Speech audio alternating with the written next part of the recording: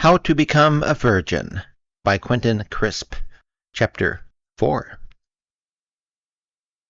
Immediately after the publication of my autobiography in 1968, I had begun to receive telephone calls from part or total strangers at the rate of one a week and about twice as many letters.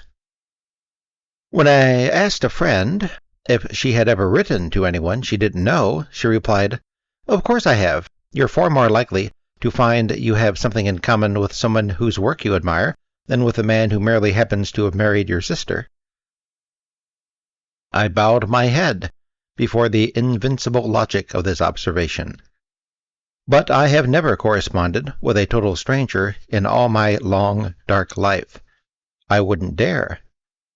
This may be why I regarded the communications I received with such amazement. I once said that I liked my friends, but that I was simply mad about strangers. This is still true, but during the past 12 years, my attitude towards people whom I do not know has changed. If possible, their reaction to me has become even more extreme, and consequently mine to them has grown more cautious. The letters that now rained down upon me usually came from women. This was natural enough. Men say they have no time to write letters, but they rise at dawn to jog, watch television until midnight, and even neglect their own best interests to pursue activities they enjoy. We must therefore conclude that they do not like correspondence that does not begin with "your esteemed favor to hand." While at that time the spoken messages to me were polite, interested, amused, the written ones were often sad. They began, "You won't remember me but," or "You don't know me but." These words were preceded by a few kind phrases of eulogy about my life or my book, payment in advance for the sympathy about to be solicited. What followed was usually a vague cry for help.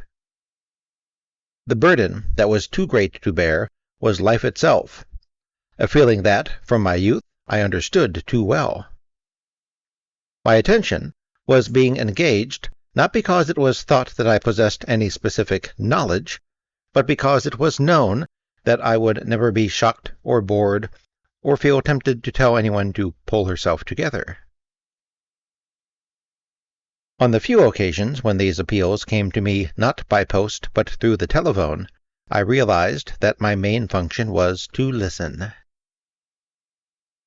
I hold that words are the salve with which we heal the wounds inflicted on us by our actions. If an unpleasant incident is described often enough, its sharp edges become beveled.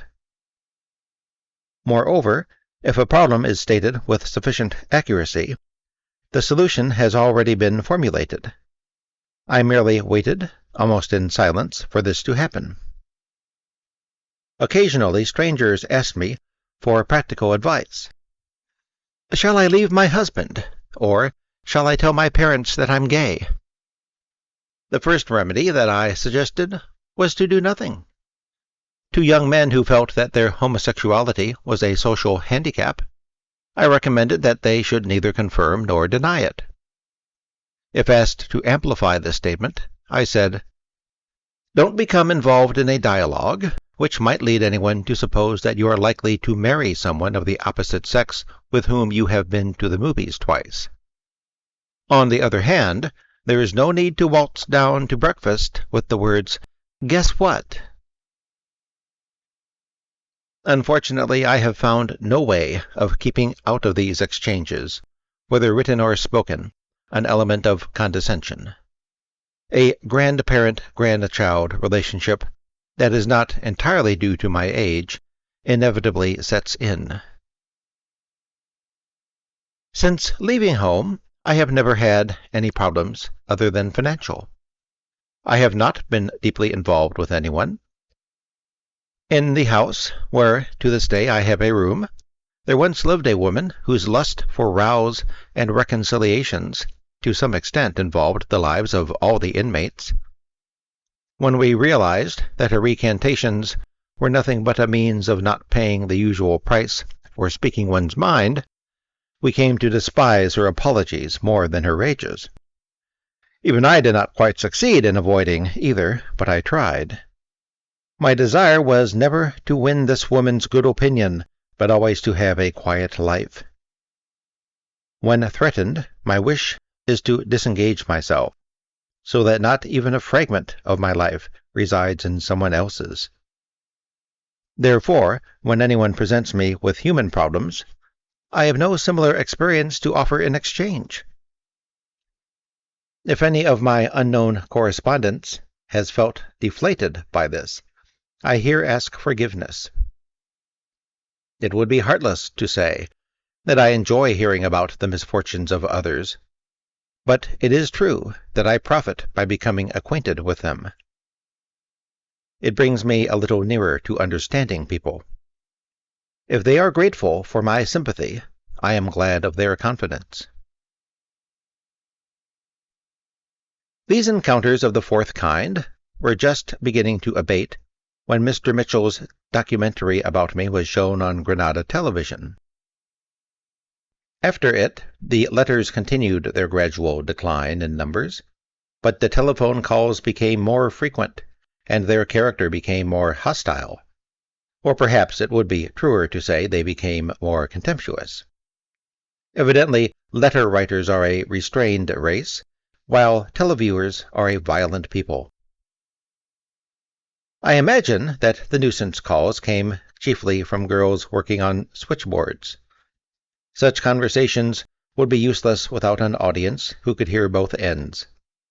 Besides, it was often possible to detect a certain hollowness not only in the content of these dialogues, but also in their sound, and once in a while another voice than that of the original caller would interrupt a long silence with a question, "Is he still on the line?" When this happened, I replied that I was, but suggested that, as none of us had come up with anything very witty, it might be as well to ring off. Some calls sought merely to inconvenience me. A girl would pose as an employee of some well-known television company and would ask me to go, say, to Euston Station to be photographed. I replied that she must communicate with my agent. "We don't work through agents." "Then I fear that we cannot come to a satisfactory agreement." "We'll make it worth your while." "You're very kind." "Then you will do it?" "No." At other times an effort was made to embarrass me socially. A young woman would say that she was giving a party. I would wish her every success. "Will you come?" "No, thank you." "There will be lots of lovely boys." "No, how nice." "Then won't you come?" "No, thank you." This kind of discourse frequently continued for several minutes. I could have understood these feeble attempts at entrapment if the program that provoked them had left my homosexuality vague. If a viewer merely suspected my guilty secret, she might regard it as a triumph of perspicacity if she could trick me into giving some sign that her suspicions were correct. As my sin was never in any doubt, what could anyone gain, even if I expressed ludicrous eagerness to attend a kinky orgy? I have often been asked why I am so patient with these unseen enemies. The cause is partly habit. I was the youngest child, and consequently was the butt of mockery and abuse almost from birth. The only member of the family who did not heap ridicule upon me was my father, and that was because he never spoke. I would have died of exhaustion if I had tried to combat the treatment I received. Instead, I feigned not to be angry. The only method known to me by which one can survive one's emotions is to feign not to have them. It works. I am now almost entirely free from indignation. I can't remember the last time I answered back. Other cheekism is not only a way of purifying the soul, it is also part of every weak person's survival kit. If I had tried to defend myself in any of the street incidents of which in my youth I was the victim, I might easily have been killed. I seem now to be in less physical danger than formerly, but even when dealing with verbal harassment, the principle is the same. If, as soon as the hostility of a stranger reaches me through the telephone, I were to put the receiver back on its cradle, my tormentor would ring again and again. If I shouted at him, he would goad me with redoubled savagery. I also remind myself that if I, however gently, have insisted on preserving my personal freedom, I must never try to curtail the liberty of others, even when it takes the form of baiting a complete stranger. When teasing calls came from men, they were seldom openly hostile. They tended to be pseudo-subtle. A voice like that of a monitor lizard would announce itself as Nigel or Basil or any other name thought to be slightly precious, and would claim to have met me in Hyde Park or Piccadilly Circus. As I have not tried to pick up anybody for 50 years, nor even made myself conspicuously available for 30, I was always certain that these statements were a flimsy hoax. I merely declined politely whatever invitation was offered. Very occasionally, these assignatory calls were genuine in the sense that, though my caller could hardly long to know me, he might wish to find out certain things about himself, and might feel that in me he had found someone who, without either giggling or being contemptuous, would assist his self-knowledge. "You're Quentin Crisp," the voice would say. I would reply that I was. "You've written a book or been on a telly program about homosexuality?" "Yes." "Well, I've never done anything like that, but I wanted to." "Thousands have." "It's a question of getting someone to do it to me." Or for me, or with me. "I'm afraid that I can't help you, but I hope you will find someone who will." Sometimes I made so bold as to suggest that Nigel or Basil sought someone nearer his own age, and whom he actually liked. Here again, I wanted to show that I was not disgusted. I felt mean in refusing to become involved in these proposed experiments. I hate to think that there is anyone in the world who never fulfills his fantasies because of mere shyness, but I could not be sure that the situation was what it seemed. I was afraid. I am an old man of feeble physique.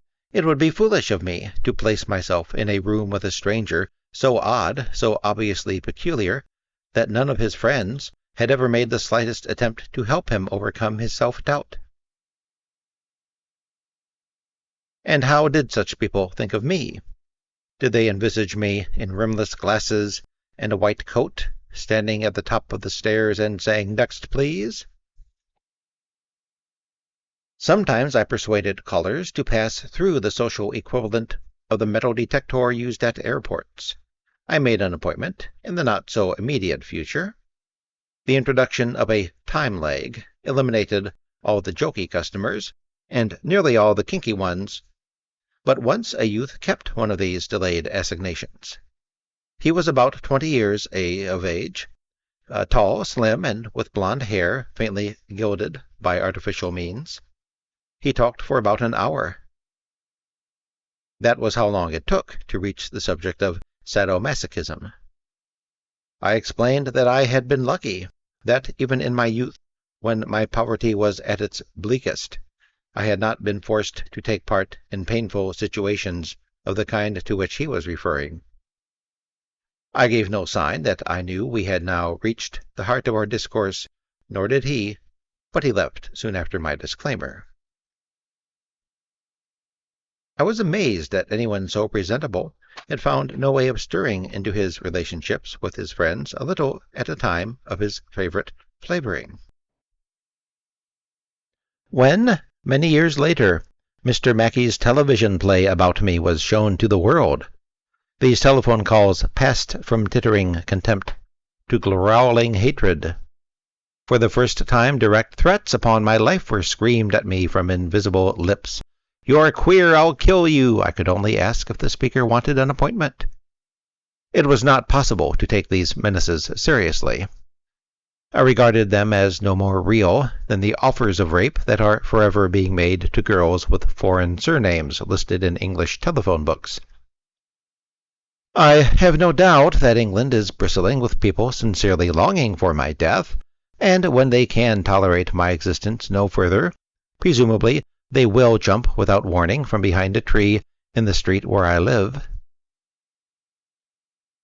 It was also noticeable that, with the passage of time, harassment was starting to come from younger and younger boys.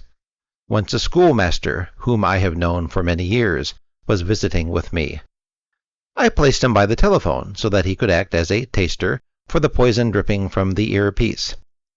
On that day we received several hostile calls in the course of a few hours. They required no replies, they were merely a spate of filthy words. My friend judged them to be from boys no more than 12 years old. And why do I not have my name removed from the telephone book? I gave up being a model in the art schools in June of '78, so I can no longer claim that the telephone represents money, but the answer was never as simple as that. The first objection to becoming ex-directory is that it looks as though you think you are somebody. The second reason for not doing so is that it would be ages before the gesture took effect. It would be a year at least before the A to D section, without my name in it, was published, and even then all the old copies would not instantly be swept from the face of London. Furthermore, my number would still be engraved upon the stony heart of every schoolboy in England. He will forget only when the notion of sex ceases to torment him. Finally, and more important than all other objections, is the feeling that, if your number is no longer in circulation, like Electra, you have shut the windows of your house forever. From that terrible moment onwards, you will never see the outer world again. You will be stuck with your friends. In spite of all that my persecutors can do or say to me, I still want the world. What else is there? The most unusual threat to my life came from a woman. She was in no way inimical. In fact, killing me was to be an act of mercy. Shortly before I departed for America the second time, I received a flattering letter from the north of England. Later, the writer telephoned me to say that she was coming to London to show artwork of some kind to a prospective buyer, and would like to weave into her itinerary a visit to my room. I agreed. This woman, neither old nor young, turned out to be of neat appearance, and during the entire time that she spent with me, she neither did nor said anything the least bit peculiar. Nevertheless, several days after our meeting, I found, wedged between the door of my room and its frame, a piece of paper informing me that a police inspector from the local station wished to see me urgently. Within half an hour of my telephoning him, he and one of his accomplices were in my room. Times have changed. The last occasion on which the law had invaded my privacy occurred during the war. Since then it had never paid me a visit, and had seldom questioned me in the street. I do not deny that in the past it treated me better than it might have done, and this is not my opinion alone. When someone showed the teleplay of my life to a police officer, his first words were, "Can't be true." Asked how he was so sure of this, the man replied, "He'd have been arrested on the first day." I myself have often wondered why it took so long for anyone to get around to taking me in for questioning, considering that I used to waltz along the streets of the West End totally unaware that they were infested with plainclothes coppers. Though they did not arrest me until 1943, they knew that I was in a weak position and constantly threatened me for their own and one another's amusement.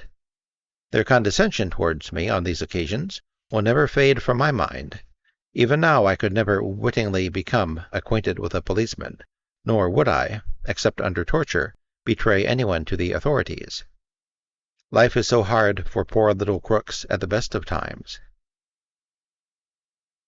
I imagine that these opinions, which I hold so intensely, are, in a milder form, fairly common. As a former police chief has himself said, "If the police were popular, there would be something wrong somewhere." On this occasion I tried to give no hint of any of these feelings and invited the men to sit down. For their part, though they could not prevent their invasion from being sinister, their manner of questioning me was in no way aggressive. The inspector informed me that he had, that morning, received a letter from my female visitor. He showed me a copy of it, which had been typed out on a long strip of paper in such a way as to keep exactly the same number of words on each line as were in the original manuscript. It looked like a printer's galley for a poem by E. E. Cummings, and when read aloud it made little sense. The writer explained who and what she was, stating also that she was a lesbian. She described her visit to my room and her reactions to the occasion.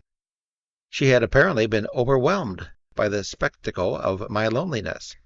It was to put an end to this that she proposed to kill me, and then, so as to leave no loose ends, to do away with herself.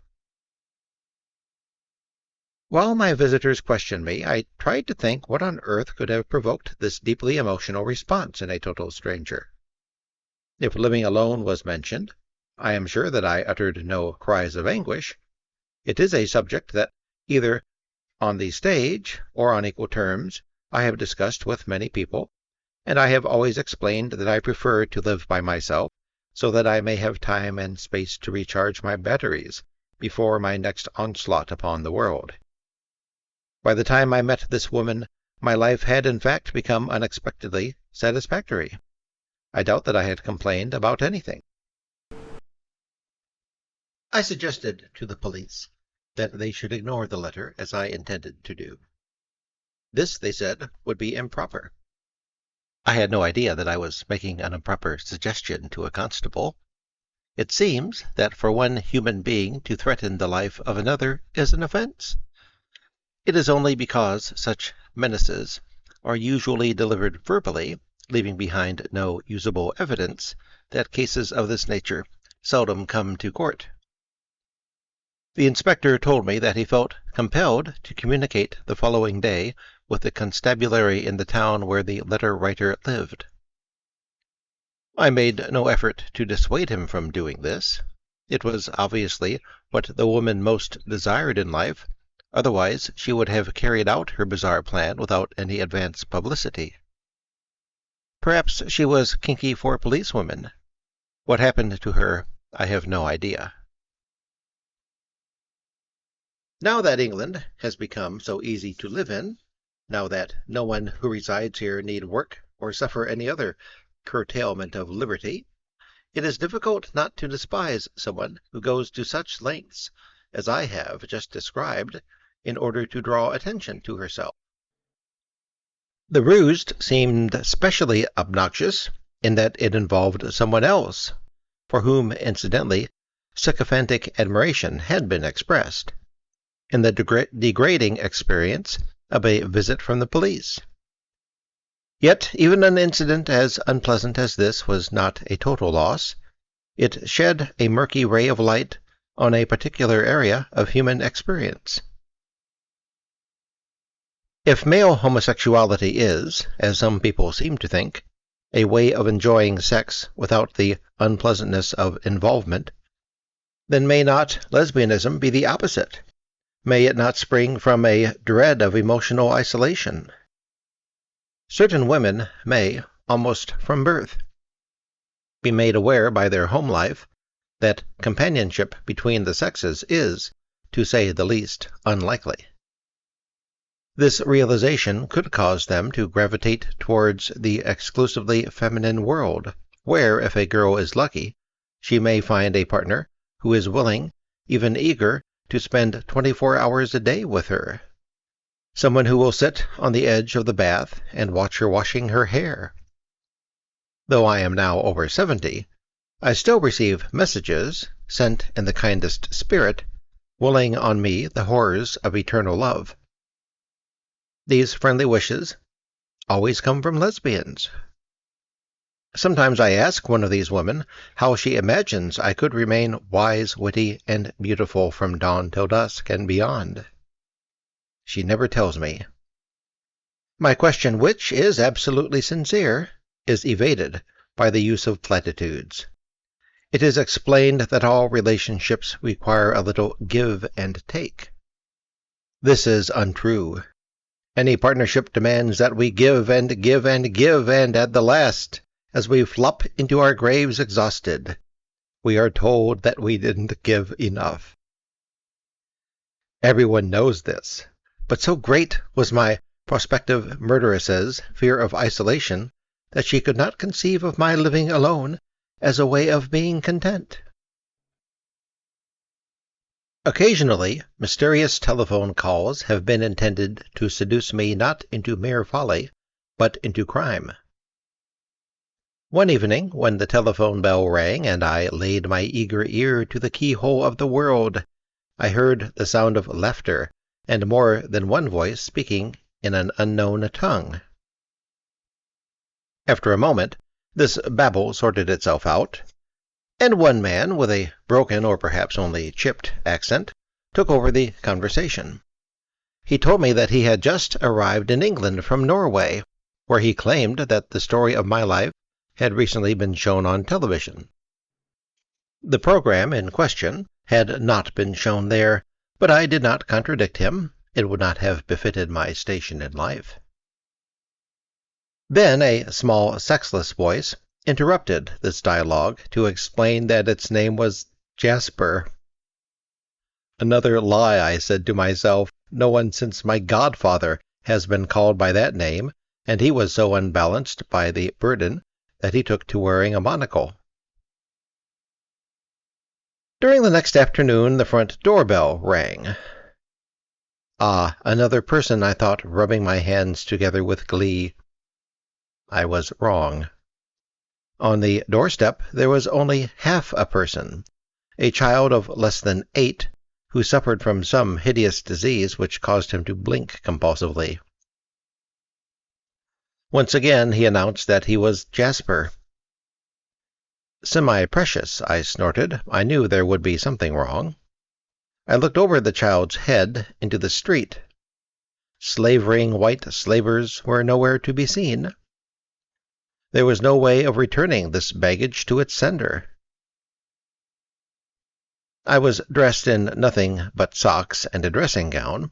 Pointing to these, I excused myself from inviting Jasper into the house and shut the door on him. If this incident was a clumsy attempt at entrapment by the police, I suppose we must find it in our hearts to praise their ingenuity. If it was the work of a civilian, we are forced to conclude that Norway is full of people who, to put to some feeble test a homosexual person whom they do not know, will subject children to embarrassment, unpleasantness, terror, and even the possibility of a fate worse than life. The notion, evidently universally held in Norway and not unknown elsewhere, that all homosexuals are sexually interested in small boys, is without foundation.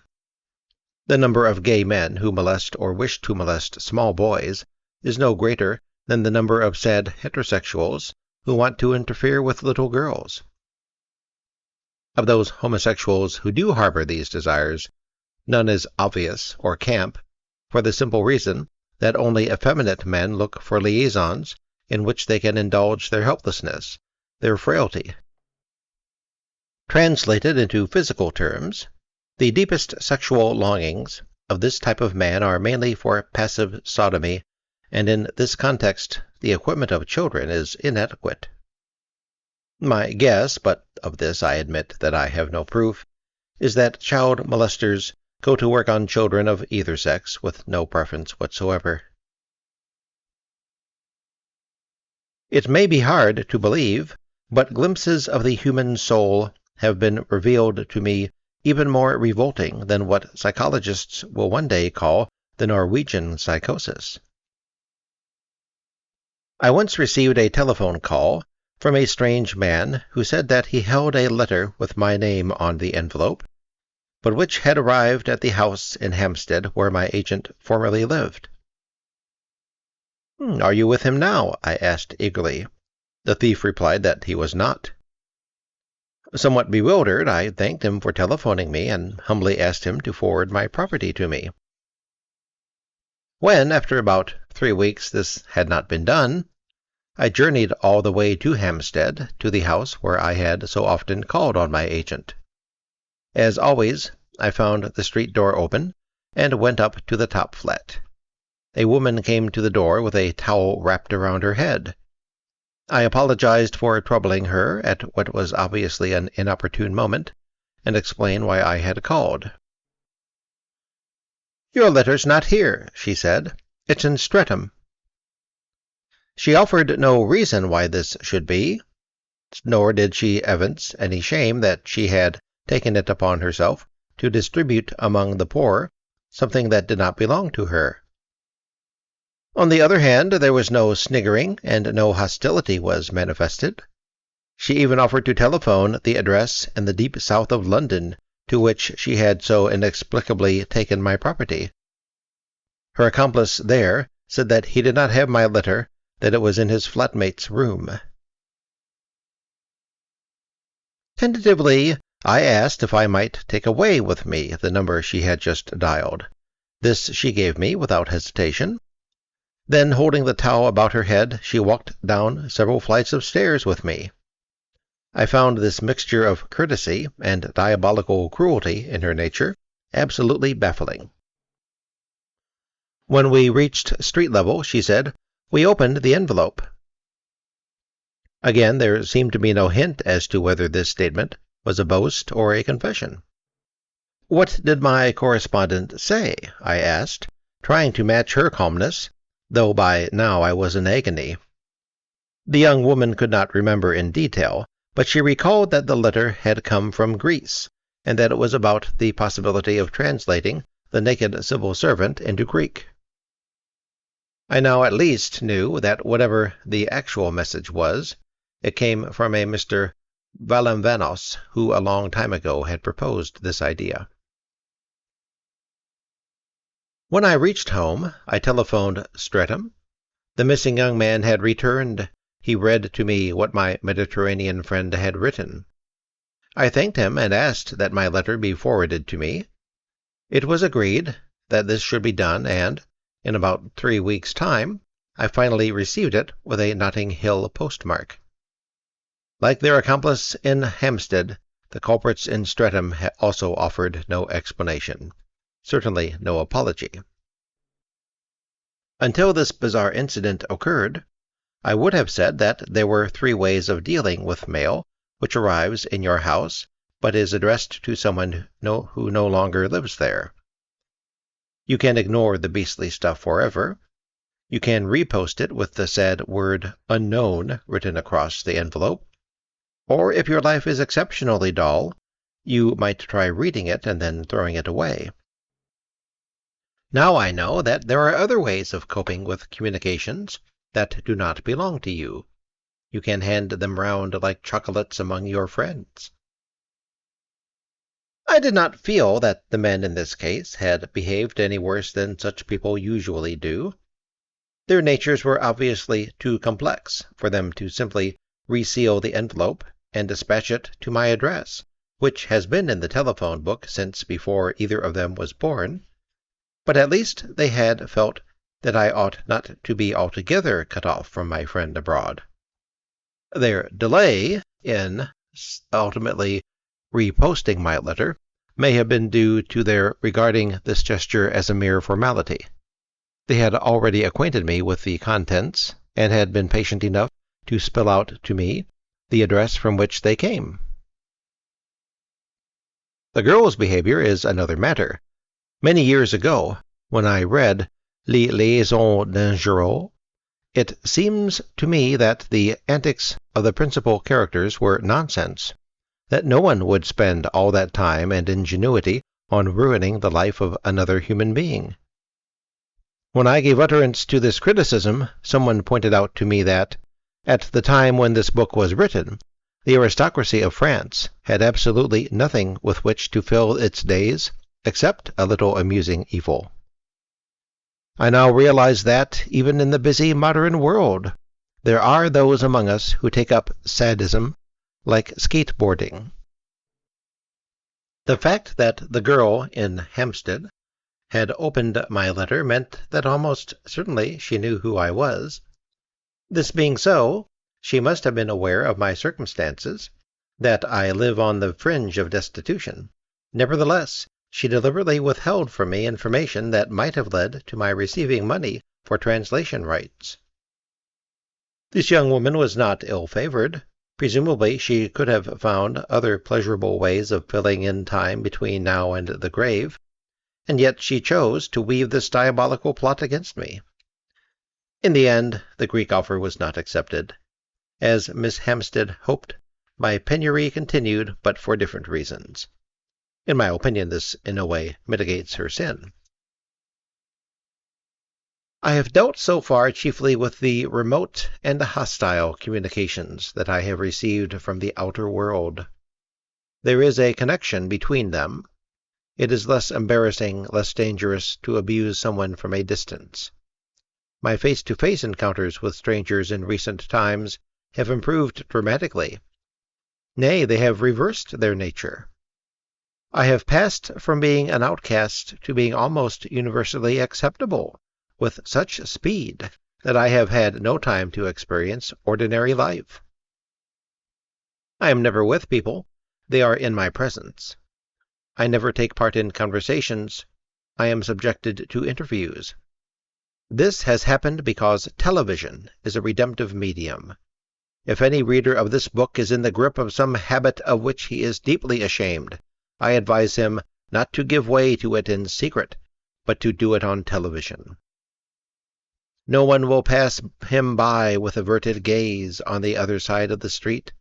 People will cross the road at the risk of losing their own lives in order to say, "We saw you on the telly." The Thames rendering of my life story was, quite rightly, a saga of human depravity. It offered to the viewers visual proof of what previously had been only suspected, feared, or possibly hoped.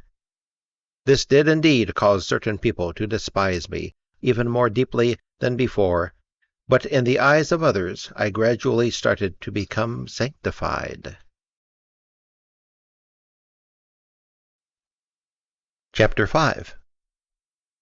That my book was made into a television play was a miracle, or rather a series of tiny miracles, in which I played only the most passive part.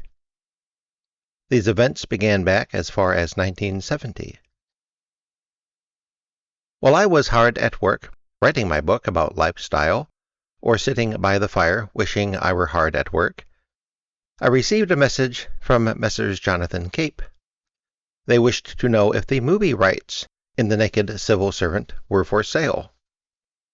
I thought the question must be a joke. When told that the inquiry came from a Mr. Haggerty, my amazement and amusement increased 100-fold. In the long chain of men and women by whose kindness I have been handed through the crowd, nearer and nearer to the front of it, like someone who has fainted at the boat race, this man is a totally inexplicable link.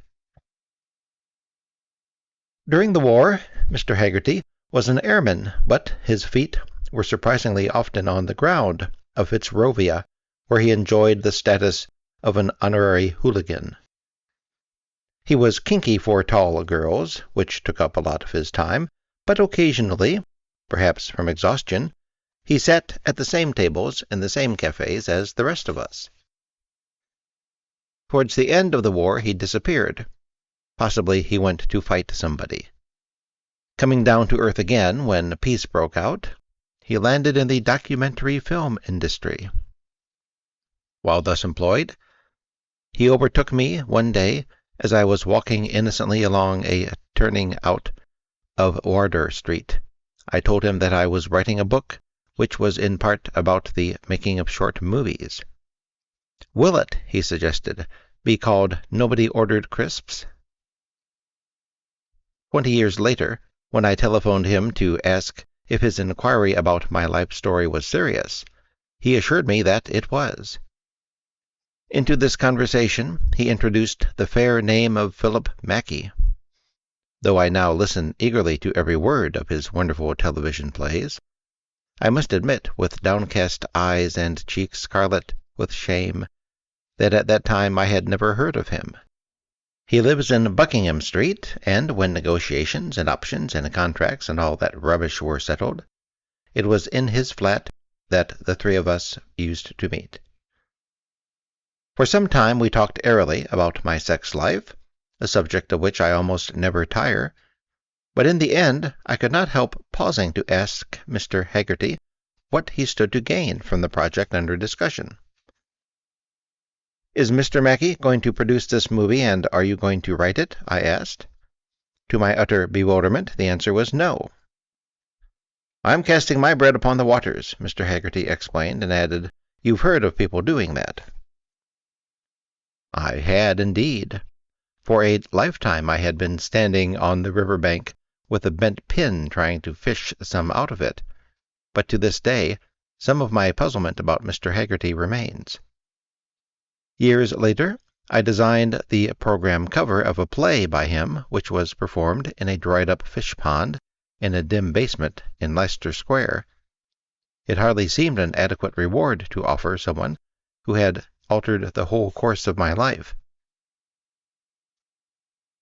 Within 4 years of the televising of The Naked Civil Servant, I, for whom until then a journey to Ealing amounted to an awfully big adventure, had visited Canada, Australia, and the United States.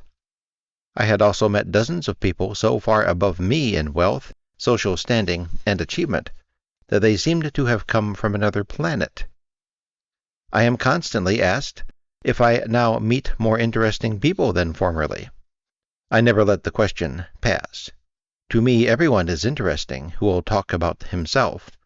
But when I said this in Toronto, I was laughed to scorn by one of the city's drama critics. I have therefore since revised this statement. I now claim that everyone is interesting who will tell the truth about himself.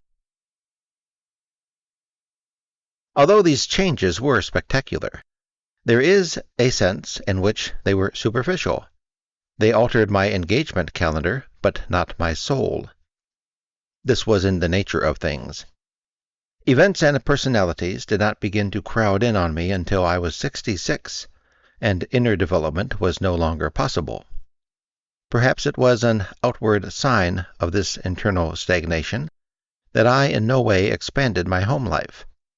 I continued to live in my small, dusty room, to drink Complan, and to wear other people's cast-off clothes. Even out of doors my manners changed only in that I no longer stalked through the streets, scorning people before they had a chance to scorn me. Instead, like all who have appeared on television, I now wore at all times an expression of fatuous affability. This was, in my case, seasoned with a pinch of apprehension. Even today, when my name is called from a doorway, from a van, or from the scaffolding round some building, I am never certain that, if I turn to acknowledge the greeting, I may not be splattered with a fusillade of abuse. Philip Mackey, though white-haired, remains bouncy, amazingly young, and eager to know everything you are willing to tell him. His scenario was written from a perusal of my autobiography and at least 6 hours of taped conversation with me, during which he sat with the book open on his thigh, his finger on the page, and his bright blue eyes on whatever passage interested him. When I was shown the script that had been composed from all this interrogation, I was disappointed. The result seemed curiously undigested, unresolved. One afternoon he asked me what my father looked like, and I had replied, like Louis Stone. Accordingly, the scenario contained the stage instruction, Enter Quentin's father looking like Louis Stone. I had imagined that my jumbled speech would be translated into deathless prose. It was not, until I saw the television play itself, that I realized what common sense should have told me at once. Mr. Mackey simply wasted no time on anything that could not be used on the screen. I now saw that writing for a visual medium is in a kind of shorthand. In spite of what the world authorities have since judged to be the excellence of his work, Mr. Mackey was compelled to run hatless through the streets of London for 4 long dark years, trying to raise sufficient funds to make a movie of his script. In a voice so faint that I could not be thought to be about to make an offer, I once asked how much money was required. $750,000, I hazarded, my lips trembling with the effort needed to utter such daring numerals. Wouldn't be nearly enough, Mr. Mackey replied coolly. They would have to be pounds. Secretly, I would have thought that Elizabeth Taylor could be persuaded to act the part of me for a fee as large as that, but I said nothing. Finance was never one of my strong subjects. There was apparently a moment when an unnamed tycoon offered to produce the necessary cash if Danny LaRue could be induced to play the lead. I was delighted with this idea. Could it not, I asked, be made into a musical? My proposal was laughed to scorn, and the search for unconditional backing went blindly on. 7 years were to pass before my suggestion was taken seriously. After a few months, I forgot about the entire project and went back to the humble task of completing my book about style. It was finished, I think, in 1972, but this too turned out to be a bomb, with a very long fuse. It did not see the light of day for another 3 years. Sad to say, by that time its publisher and my actress friend had become estranged. We never all jumped up and down together. During the past 12 crowded years, assistance has been given to me from so many and such diverse sources that it is not always possible for me to tell my tale chronologically. Occasionally, I am forced to work in chain stitch, dragging forward into the present threads from the past. When my agent fled to Texas, he left the matter of his correspondence in the hands of a Hungarian of 1956 vintage who lived in the flat above him, and with whom he had become friendly. Some letters, ones for instance that said, I love you, the Texan wished to receive in America. Others, of lesser interest or none, he hoped could be answered or ignored without any decision from him. Into this latter category fell checks for 7 shillings and 6pence, which represented my dwindling royalties on The Naked Civil Servant. So it came about that I began to receive telephone calls and letters from my ex-agent's friend, and after a while an invitation to visit him. These 2 men knew one another only because they were vertical neighbors, and I met the second only because he agreed to deal with the letters of the first. But this is another instance of how tenuous has been the connection between the people and events that have furthered my progress. At our first or second meeting, the Hungarian said, I will be your agent. For years we had no written agreement whatsoever. Those years would have been lean indeed if his wife had not fed me, and had he not twisted and turned in a frenzied effort to find magazines and newspapers to which I could contribute quips, puns, anecdotes, and perverse expressions of opinion. In the summer of 1975, an afternoon came when, in a dreamy voice, my new agent told me that he had found himself with some money to spare, and was thinking of putting on a play, presumably as the quickest way of getting rid of it. The theatre on which he finally settled for this venture was a room behind the King's Head in Islington. How to fill the evenings had already been decided, but there were still the lunchtime opening hours to be occupied, if possible, profitably. "I thought you could go on, then," he said. I was amazed. "With what object, my good man?" I inquired. "You could talk to people." "What about?" "Doesn't matter, really," my agent replied. "You needn't say the same thing each day." Then he went to Spain. Thus it was that, alone and totally unprepared, I tottered into the profession of public speaking. At this point, the already bewildering cast of this book is augmented by Mr. Jackson. In the telephone book, he is billed as being in personal management, but I think he sits in a tower overlooking the center of London like a ranger perched above the tree tops of a spruce forest in Canada. Instead of watching for suspicious wisps of smoke, Mr. Jackson waits to see if the lights go out in any West End theater. The moment they do, he is there offering to fill whatever gap has occurred. It was he who presented me at the King's Head, and incidentally, he who provided me with a daily glass of whiskey which has ever since been a feature of my stage appearances. The drama upon which my agent had decided to lavish his superfluous wealth was called Madame de Sade. Though written by a Japanese gentleman called Mr. Mishima about a Frenchwoman, it was constructed upon Greek lines.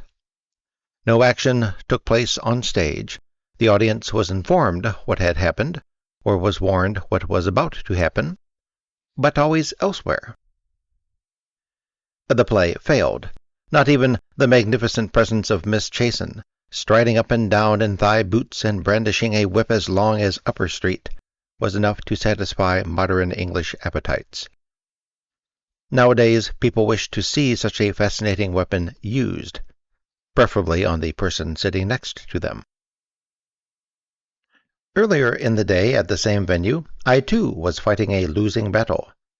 I frequently found myself haranguing a multitude of 3 people. When, after 3 weeks, the evening performances ceased, I asked if I might be spared further humiliation. The subject on which I had decided to lavish my rhetorical deficiencies was lifestyle. It served 2 purposes simultaneously.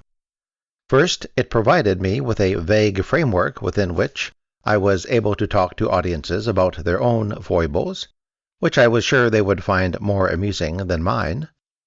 Secondly, it was a suitable topic to illustrate, upon which, while writing the book, I had accumulated a number of anecdotes which I could use to dramatize my discourse. Although my stay at the King's Head could be loosely called a disaster, I learned a great deal from it. For me, it would never be easier to say different things on different days. I hardly vary my parrot cries in real life. On the stage, I would never be able to find sufficient material. My experience of the world has been too limited, my understanding of that experience too shallow.